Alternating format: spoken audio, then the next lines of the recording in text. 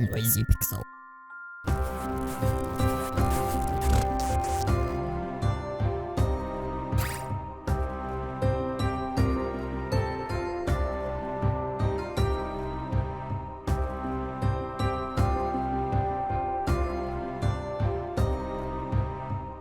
Recently, it seems Compile Heart has been trying new things with their RPGs as they explore new IPs and battle systems. This also seems to be the case for the developer's new IP to Come West. While the game holds true to the classic Compile Heart style, it does present some interesting mechanics both through its gameplay and story that proves they are masters in this craft. However, their environments could definitely use some work. I'm Azara Lopez and this is Noisy Pixel's review for Dragonstar Varnir.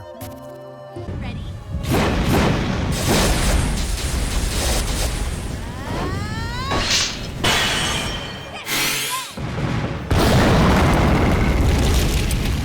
In Dragonstar Varnir, witches give birth to dragons, and dragons threaten the human race. Because of this, human knights hunt witches as well as dragons. One of these knights, named Zephy, is at the edge of death at the hands of his enemy. In a desperate attempt to save their captured friends, a pair of witches go out of their way to save Zephy. However, not everything goes as planned, as the knights turn their backs on Zephy, and he is forced to stay with the witches. Soon, Zephy discovers that he isn't really himself after his close encounter with death, which is said to be because he drank dragon's blood, which ended up turning him into a witch. Forced to now live his life as a thing he despised, Zephy joins the witches in an adventure to stop the birth of dragons and bring an end to the war. While the story focuses on scenes of discrimination through the power of becoming what you hate, it also has some great moments of political injustice told by a rather strong supporting cast. The game itself seems to really hope the players enjoy the story because there is a lot of it, and it shifts from various perspectives. I really enjoyed the way that the story showed two sides of the world. We learn more about each character and their motivations to complete their goals. In the end, these witches just want to survive, so finding out a way to stop the birth of dragons is in their best interest. Aside from the main witches and villains, there are a group of younger witches who play a pretty large role in the flow of the game, along with its ending. Throughout the game, these three witches will need to be cared for and fed using dragon meat obtained through battle. Feeding them too much will give birth to a dragon, but feeding them too little will make them go crazy. There's a balance to be found in this system, but it tests the players by giving them rare items the more full the girls become. Please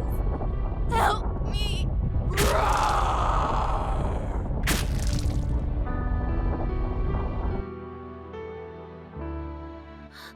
As far as the branching narratives go, I'm pretty impressed with the way the story handles these relationships and their incentives that the player receives for possibly doing something bad, like killing a harmless witch. Depending on the level of difficulty that you're playing on, these rare items might be just what you need in order to progress. There's also some romance offerings in the game where the player can give older witches gifts and unlock special endings as well as events with the characters. Along with this, choices are made in the game that do affect the sanity of each of the party members, and does ultimately affect the ending of the game. Battles are completely streamlined in this game to a few actions that become more advanced as the game goes on. The battle stage is divided into 3 levels that the characters can ascend or descend during their turn. While I thought this feature was interesting, I felt that it didn't change up the turn-based battle mechanics too much, which makes it feel familiar to other games in the developer's lineup. Aside from the attacks and magic, players can devour certain enemies, which could potentially end a tough battle a little quicker. Devouring a dragon also gives some extra power, which can be used to customize character skills. Things like formation and strategy come into play during the larger boss battles, but I found that I relied heavily on the auto battle feature during normal dungeon fights. Exploring the game sends players to various places on an overhead map. The environments aren't anything special, and players will notice plenty of copy and pasted textures. Additionally, certain characters have their own special action in dungeons. However, these actions can pop up close together, meaning that the player has to constantly change their character throughout the dungeon. It gets a little annoying over time. Dragonstar Varnir has some really great illustrations and 3D graphics. I enjoyed the look of the entire cast of characters who reflected the respective Compile Heart artist who drew them. Although the entire game doesn't have voiced audio, the important scenes do, and the English voice audio is really great. There are some key points in the story that can get pretty heavy overall, and it's these moments that make this a must-play for fans of these niche JRPGs. Sure, the battle system is interesting enough to hold your attention for a little bit, but ultimately it's the characters who keep you playing through until the very end, which is why I enjoyed the auto battle feature so much. Dragonstar Varnir is a fun JRPG that I can easily say I enjoyed. Rather than shove the player's face in fan service, which there is plenty of, the developer took a chance on a politically charged story full of choices and consequences that end up stealing the show. Along with some deep customization features, I can definitely recommend Dragonstar Varnir to fans of this genre.